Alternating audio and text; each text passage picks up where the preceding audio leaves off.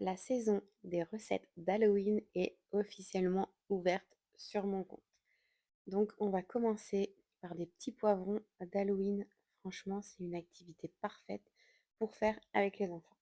J'ai utilisé mon tornado, l'indispensable pour pouvoir hacher les oignons.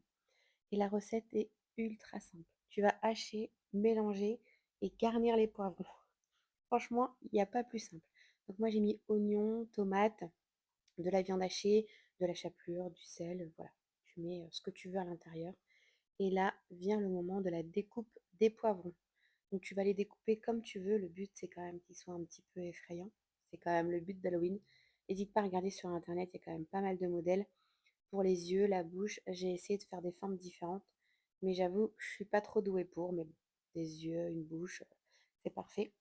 Et sur le premier, sur lequel je vais revenir après, je me suis dit que j'allais tenter de lui faire une petite coupe. Donc je lui ai fait des petits cheveux. Bon, pourquoi pas. Après, voilà, tu fais comme tu veux. Si tu fais cette recette, n'hésite pas à m'envoyer une petite photo pour que je puisse voir tes poivrons. Donc, comme je disais, c'est une recette que tu peux faire avec tes enfants pour le découpage. On fait juste attention au couteau, c'est la base. Une fois que tout est découpé, les petits morceaux de poivrons qui restent, je les mets dans ma farce. Bien sûr, on ne les jette pas.